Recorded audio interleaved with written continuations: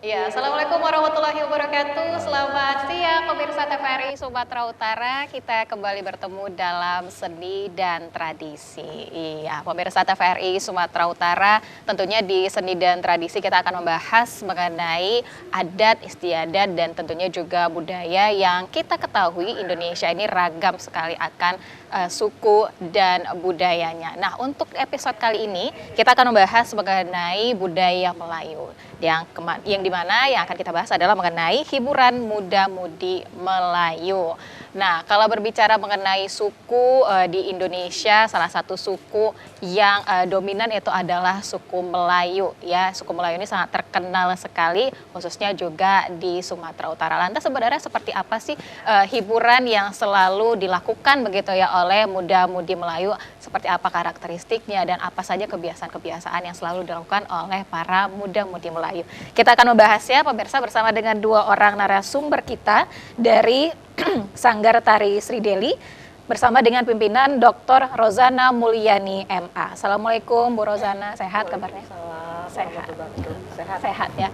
Dan yang kedua sudah ada Dr. Andus Datuk Khairul Anwar yang sudah hadir juga bersama kita di sini. Assalamualaikum Datuk. Waalaikumsalam dan selamat siang para pemirsa. Kabar baik Datuk? Alhamdulillah. Ini janjian ini ya nampaknya ya. Nggak ada kebetulan ya? aja. Kebetulan aja.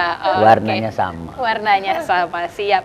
Oke, tadi kita sudah dibuka dengan tarian Kuala Deli ya, Bu Rozana ya, dan kakak-kakak yang sudah tampil tadi, kakak abang yang sudah tampil tadi ini adalah murid dari Bu Rozana di Sanggar Tari Sri Deli. Selain murid dan tentunya juga guru di sana ya, Bu Rozana ya.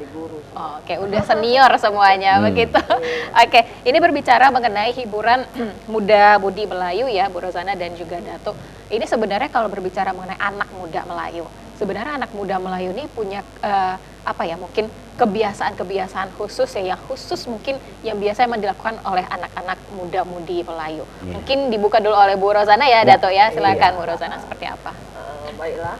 Anak-anak muda Melayu sama seperti anak muda sekarang ya, karena kalau dahulu memang mereka tertumpu pada hal-hal yang memang sudah diajarkan oleh orang tuanya, tapi sekarang kan mereka sudah terbuka, sudah punya HP semua ya kan. Tapi apabila ada suasana tentang budaya, mereka akan mengangkat tradisi terutama tari-tari Melayu ya, tari Melayu yang ada 9 tadi saya katakan. Tapi kalau dahulu itu mereka selalu menampilkan ronggeng ya, ronggeng Melayu. Tapi sekarang ini ronggeng Melayu sudah tertutupi dengan tari-tari yang sudah ada ini. Kalau ronggeng Melayu itu dia lebih bebas lagi. Lagunya lagu apa, ronggengnya macam mana, tidak tidak tertutup kemungkinan. Bisa aja nanti lagunya lagu Kuala Deli, tapi ronggengnya ronggeng Tanjung Katung begitu. Dia tidak terikat dengan lagu dan tari. Tapi sekarang ini dia lebih teratur lagi. Jadi kalau membuat suasana budaya Melayu itu dia harus misalnya tari Kuala Deli, lagunya Kuala Deli. Lebih spesifik mungkin ya, Bu Rozana ya. Kalau ronggeng tadi yang dimaksud oleh Bu Rozana itu maksudnya seperti apa? Tarian juga kah atau hiburan begitu? Dia tarian, tapi kadang-kadang diiringi dengan lagu ya, gitu ya. Dengan lagu Melayu ya kan. Tapi ronggeng itu tidak terikat. Misalnya lagunya Kuala Deli, harus tari Kuala Deli, enggak. Jadi misalnya ada lagu Kuala Deli, dia bisa mainang narinya, suka dia. Itu ronggeng, lebih bebas. Lebih mudah untuk mengekspresikan diri juga ya, Bu Rozana ya. Kita ke Datuk Khairul Anwar. Dia sebenarnya pengen minta pantun tapi nanti aja belakangan. Datuk. Datuk kan tentunya sudah banyak pengalaman juga begitu. Kalau di zamannya Datuk dulu waktu masih muda gitu, Datuk ya masih aktif nih ceritanya. Kegiatan yang dilakukan muda-mudi Melayu pada saat itu apakah memang tidak berbeda dengan muda-mudi zaman sekarang atau lebih mungkin lebih menarik di zaman dulu? Gimana Datuk? Ya, kalau kita lihat muda-mudi zaman sekarang, nah tentu ya berbeda dengan yang dulu. Kalau dulu dia memang kalau dibilangkan ada nyanyian gitu, ahai cinta dulu cinta malu-malu kan. Nah sekarang banyak orang mudah-mudahan kalau orang Melayu yang mengikuti syarak dan sunnah Rasul sebagaimana yang kita sering ajarkan itu mungkin nggak ada sampai nampak kali jagalah. Iya. Kalau dulu pun katanya ndak bisa mengapakan berkomunikasi sama perempuan, sama ceweknya, dia pakai apa Bu ya? Iya, pakai buluh kan. Dulu pakai rumah buluh. tinggi-tinggi kan. Rumah Dari tinggi-tinggi. bawah itu dia cakap. Di Itulah. atas sudah ada kekasihnya menunggu. Oh gitu. Itu Oke. zaman dulu. Zaman dulu. Ini dua-duanya sama-sama mengalami nampaknya ya. Oke. Baik. Kalau Melayu ini cinta dengan menari, cinta dengan pantun juga. Iya. Begitu ya Bapak Ibu ya. Selain itu, selain cinta dengan menari, pantun, apalagi sebenarnya kegiatan-kegiatan yang sering dilakukan oleh anak-anak muda Melayu. Pak Datuk Heru Anwar. Iya. Ini alhamdulillah pantun memang digemari kali, digemari. Tidak hanya sekarang bangsa Melayu, kita bukan menyebutkan suku bangsa, bangsa Melayu. Karena pantun tadi sudah menjadi budaya dunia. Di UNESCO pun sudah diakui. Jadi sekarang untuk menyampaikan sesuatu dengan pantun sepertinya lebih pas. Kalaupun dia ada sifatnya kira-kira ingin mengapainya, tidaklah sakit kali. Oke. Misalnya begitulah menyampaikannya. Dia pakai sampiran, ya. Jadi tidak langsung-langsung. Orang Melayu kok menyampaikannya dengan langsung-langsung itu kasar katanya. Oke, baik. Begitu ya. Baik. Kalau Anda menyampaikan dia bilang kami ada anak laki-laki, nggak gitu. Kami ada kumbang. Kami ada Pihak perempuan Pakai pun juga kiasan kami ada semua ya. bunga. Oke.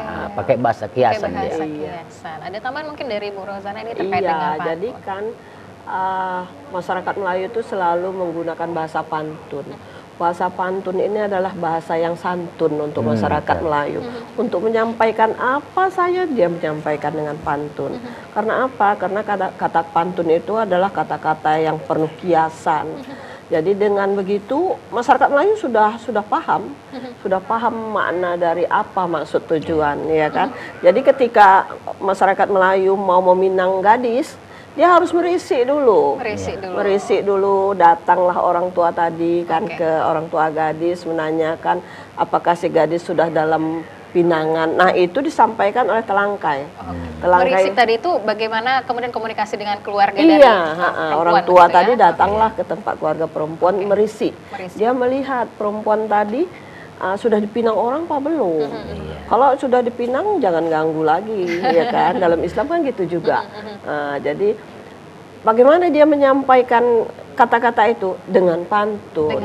Pantun ini disampaikan oleh telangkai. Ada telangkai yang akan membawakan ini dan dia pakar sekali dalam pantun seperti beliau. Datuk. Iya. Ya, jadi orang banyak mengartikan telangkai itu, Pak, telangkai bukankah artinya atau kepanjangannya tenaga langsung pakai? Enggak.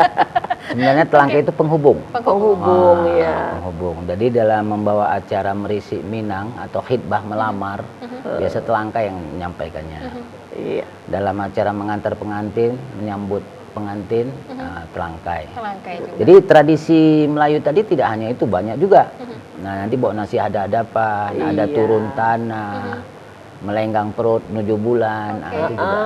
Semua banyak ya. Banyak. Melayu ini. Itulah budaya Melayu itu sangat-sangat ini teratur. Sangat teratur. Tidak boleh asal-asal aja, tidak boleh. Dan itu kalau memang begitu nanti kita dibilang tidak beradat. Tapi itu juga disampaikan dengan yang saya bilang tadi, benda budaya yang bertuah tadi. Apa namanya? Media. Iya, medianya Tepak tadi siri. tepak siri. Tepak siri. Oke, tepak siri. Nah, ini Widya masih membahas soal pantun ya, gitu ya. Anak muda zaman sekarang begitu dengan pantun ini sebenarnya masih tertarik nggak sih, Datuk? Ini belajar pantun ini susah nggak, Datuk? Sebenarnya begini. Nah, banyak anak-anak muda sekarang nih yang disampaikannya sebenarnya bukan pantun. Hanya yang 2 kerat Karmina tuh misalnya. Iya. Buah duku, buah kedondong, jangan gitu dong. Sebenarnya pantun tadi tuh 4 baris, 2 sampiran, 2 isi. Abi-abi ya. Misalnya nengok Adinda lah, misalnya saya bilang terang bulan, terang cuaca, anak raja bertenun kain. Sekali nengok Widya terus bercahaya, terasa tidak pada yang lain. Baik. Ternyata indah deh, indah. Iya. di balik pantun itu juga ada makna tersendiri begitu ya Datuk ya? Nah, pantun tadi isinya sebenarnya kebanyakan yang bagusnya tadi itu adalah tunjuk ajar. Memang ada sifat yang menyindir, ini tunjuk ajar. Kalau kita bilang apa guna periuk besar, beras ditanak menjadi nasi. Apa guna tunjuk ajar, isinya syarak dan sunnah Nabi. Banyak periuk dijerang orang, periuk besar tudungnya hitam. Banyak tunjuk ajar dikenang orang, tunjuk ajar mengandung alam. Jadi orang Melayu ini tadi membuat sesuatu, misalnya contoh tadi tarian, itu gerak-geriknya itu melihat alam. Daun-daun yang bergoyang, ya pelepah apa nyiur tadi itu, Bu. Kemudian air ombak tadi itu, tengok tari-tariannya tadi itu, lentik-lentiknya tadi itu, itu. Menyatu dengan alam juga. Iya. Pantun juga begitu. Pantun juga begitu. Karena pantun itu kan terdiri atas sampiran dan isi, kan. Nah, sampiran itu biasanya diambil dari alam sekitar kita, ya kan. Sedangkan isi nanti ya disesuaikan dengan sampiran itu. Jadi dia tidak bisa lari lah, karena dia hukumnya A B A B. Ya rimanya A B A B. Ada juga yang A A A A. A itu sebenarnya dia dahulunya syair, tapi sekarang sudah berkembang dijadikan pantun aja. Tapi kalau untuk kita melestarikan pantun ini ya Datuk ya, agar terus dikenal sampai ke regenerasi kita nanti, ada mungkin kegiatan-kegiatan yang dilakukan, mungkin adu pantun begitu misalnya. Ada seperti itu sampai sekarang ya? Ada. Oke, dan antusiasme anak muda gimana nih? Iya, hebat sekali. Begini, saya kan di FIB itu, Fakultas Ilmu Budaya, ada satu prodi yang namanya Prodi Sastra Melayu. Nah, itu di semua itu diajarkan tentang Melayu. Upacara adat Melayu, tradisi Melayu, terus berpantun Melayu, bersair Melayu. Nah, sering dibuat pertandingan pantun. Sering juga kami undang penyair itu misalnya dari Malaysia, itu terkenal sekali. Kami undang dia kemari, dibuatlah pertandingan syair begitu. Anak mudanya heboh. Oke, baik. Intinya memang kembali lagi anak-anak muda sebagai nanti generasi masa depan harus terus dikenalkan begitu ya. Digodok kalau bisa dengan budaya-budaya asli Sumatera Utara, budaya-budaya Indonesia gitu. Nah, dari Telangkai sendiri pun udah banyak anak-anak muda. Anak-anak muda sekarang ya Datuk ya. Dan alhamdulillah kami Telangkai ini kenapa begitu semangat juga? Karena di sini menghasilkan income juga. Sekarang nggak ada yang padamu negeri mengabdi.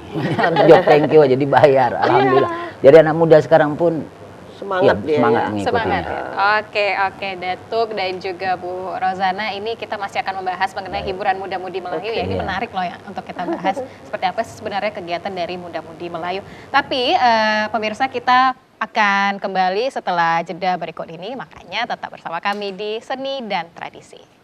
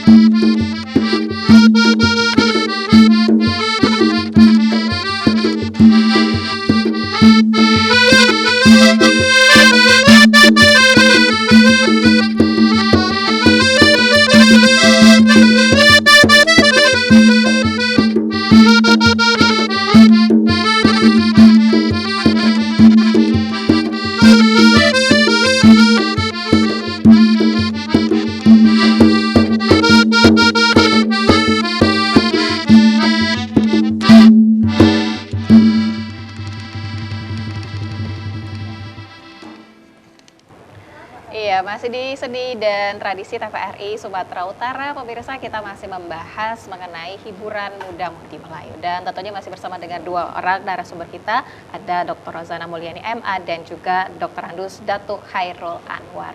Tadi kita sudah sedikit mengulik ya mengenai pantun begitu, dan sebenarnya hiburan muda-mudi Melayu ini apa saja sih. Ternyata memang muda-mudi Melayu ini selain gemar menari, juga gemar pantun juga ya Datuk ya. Pantun. Ada mungkin hiburan lain yang memang sangat digemari oleh muda-mudi Melayu selain tari dan juga pantun, Datuk mungkin? Ya, kalau Ibu sampaikan. Bu Rozana mungkin, oke. Iya, jadi hiburan mereka juga melagu ya, menyanyi Melayu itu. Oke, baik. Nyanyi Baik. Melayu. Jadi setiap ada acara, ada tari, ada pantun, dan ada lagu Melayu. Oke, ada lagu Melayu juga Iya. ya. Intinya hiburan. Iya, muda-mudi. hiburan Melayu. Oke, baik. Dan tentunya pemirsa di rumah ini yang ingin bergabung bersama kami di Seni dan Tradisi boleh ya langsung menghubungi kita melalui line telepon kita di nomor 06141463353. Boleh langsung ngobrol dengan Widya dan juga kedua orang narasumber kita yang ada di sini di 06141463353. Sekali lagi kita membahas mengenai hiburan muda-mudi Melayu. Nah, Datuk, ini terkait dengan generasi muda ya, generasi muda saat ini. Sebenarnya kalau menurut Datuk sendiri bagaimana sih peran generasi muda agar bisa memajukan budayanya? Ini khususnya budaya Melayu ya, untuk anak-anak muda di Sumatera Utara. Menurut Datuk seperti Ya, apa? peran generasi muda itu ya tergantung kepada wadahnya. Kayak saya kan ada Hitpam. Saya sekretaris Hitpam Provinsi Sumatera Utara. Hitpam itu singkatan dari Himpunan Telangkai Pelestari Adat Melayu. Oke. Nah, jadi di situ kami buat nanti satu bimbingan arahan ya berupa tadi workshop, berupa seminar. Kadang-kadang muda-mudi ini tahu dia berpantun tapi tak paham adat. Itulah yang tidak kami luruskan. Nah, jadi jangan kita dibilang orang tak beradat. Nah, jadi itu salah satu dari wadah kami Hitpam tadi. Untuk membimbing, mengarahkan muda-mudi kita tadi itu, di samping dia gemar berpantun, dia paham adat. Betul ya? Oke, baik. Tambahan dari Bu Rozana mungkin gimana sih Iya. harusnya generasi muda khususnya di Sumatera Utara? Sekarang kan sudah banyak grup-grup tari Melayu ini. Ini juga membuat generasi muda semangat lagi untuk menari. Nah, kayak kita ini membuat festival tari Melayu. Ya, itu perlombaan. Biasanya Serampang 12, Kuala Deli, Inang itu ditandingkan itu. Saya pernah membuat pertandingan itu se-Sumatera Utara. Itu datang dari mana-mana itu. Binjai, Langkat, Batubara, Tanjung Balai itu datang semua bertanding dalam tarian tadi. Nah, itu juga membuat anak-anak muda semangat melakoni tradisinya. Saya pikir itu yang diperbanyak sekarang. Dan mungkin di samping itu ada hadiahnya mungkin. Harus lah. Harus, Karena ya. ada pertandingan mesti ada hadiah. Iya, yang menjadi motivasi juga untuk anak-anak muda ikut berpartisipasi ya. Betul. Selain untuk memenangkan hadiah juga untuk terus menggaungkan ini budaya khususnya budaya Melayu. Tapi memang kalau menurut Bu Rozana sendiri agar ini menjadi edukasi juga ya Bu untuk anak-anak muda, untuk generasi muda. Kenapa sih sebenarnya kita penting untuk melestarikan budaya kita, khususnya budaya Melayu? Ini kadang menjadi pertanyaan ya bagi anak muda. Ya udah sih kita ikutin aja zaman sekarang gitu. Sekarang kan udah zamannya modern. Emang kenapa sih harus melestarikan budaya? Kalau Bu Rozana menjawab pertanyaan seperti itu bagaimana? Kita keistimewaan kita di Indonesia ini mempunyai suku yang banyak. Nah, suku yang banyak ini tentunya mempunyai adat istiadat yang berbeda-beda. Di dalam suku Melayu tentunya ada yang istimewa, ya kan? Nah, istimewanya suku Melayu itu adalah dalam adat istiadatnya, ada dalam tarinya, pantunnya. Ini harus dijaga. Kalau nggak dijaga sama aja dengan semua suku kan gitu. Jadi keistimewaan kita di Indonesia ini harus kita lestarikan. Kita satu-satunya negara yang punya beratus-ratus tradisi, ya, bahasa, sastra yang berbeda. Itulah yang memperkaya kita negara Indonesia ini. Kalau yang lain kan sama aja. Nah, jadi kalau kita nggak jaga, ini lenyap juga sama dengan negara lain. Sayang kan? Oke, baik. Baik, Datuk, ini kalau ngomong soal budaya Melayu ya, Melayu ini kan tidak hanya di Indonesia saja begitu ya, di Singapura, di Malaysia juga ada nih yang namanya negara budaya serumpun. Melayu. Oke. bedanya budaya Melayu Indonesia dengan yang ada di Singapura dan Malaysia, menurut pandangan Datuk bagaimana? Ya kalau kita bandingkan di Medan aja, di Delhi, dengan yang ada di Rantau Prapat atau Labuan Batu, di situ aja pun dalam kami biasa membawa acara tuh ada bedanya. Kalau di Delhi, di Medan ini, kami empang pintu yang megang impal larangan. Hak, kalau orang Batak bilang pariban lah. Pariban. Yang berhak kepada anak, itu yang megang. Disitulah dikasih penyojoknya, uncangnya. Uncang untuk empang pintu tadi kan 1/4 mahar. Jadi bukan batang sembarang batang kayu pohon damar, bukan uncang sembarang uncang pintu 1/4 mahar. Itu hak impal tadi. Dan di tempat lain, kalau kita bilang di Rantau Prapat kemarin, yang megang ibu-ibu. Nah mereka juga, kita juga nggak menyalahkan. Harusnya laki-laki begitu. Ya kalau di Medan, ya jelasnya impal. Pariban atau Kalau orang Batak pariban. Gitulah. Mestinya kan dia kawin dengan itu. Tapi dia kawin dengan yang lain. Berarti walaupun sama-sama Melayu ada perbedaan-perbedaan Ada. gitu ya. Karakteristik untuk Melayu Delhi ini bagaimana sih Bu Rosa? Nah, kalau dalam mengantar pengantin, dalam menyambut pengantin baru, dia nggak pakai empang batang. Nah, kalau yang di pesisir, ada empang batang, ada silat. Kalau di Medan Delhi, empang pintu sama empang kipas, gitulah.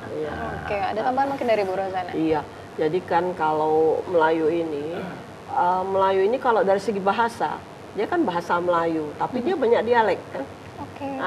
Jadi bahasa Melayu dialek Delhi, bahasa Melayu dialek Langkat, bahasa Melayu dialek Batubara. Apa bedanya? Kalau Delhi Langkat ini di akhir kata a itu jadi ambe, saya. Tapi kalau di Tanjung Morawa ke atas dia jadi o. Jadi o. Apo. Itu dari segi bahasa. Dan tentunya kalau dari segi tradisi yang lain pasti ada kebersamaan. Ya ada pengaruh bahasa tetangganya. Kalau seperti tadi bahasa Malaysia tadi, ya kan beda tradisinya sama kita. Karena dia kan pengaruh Thailand, pengaruh ini. Sudah ada campur baur Sudah. gitu. Iya, dia mereka ada zikir barat itu, udah tuh. Betul. Yang pukul gendang rebana. Baik. Jadi meskipun ada Melayu Delhi, Melayu Langkat begitu ya.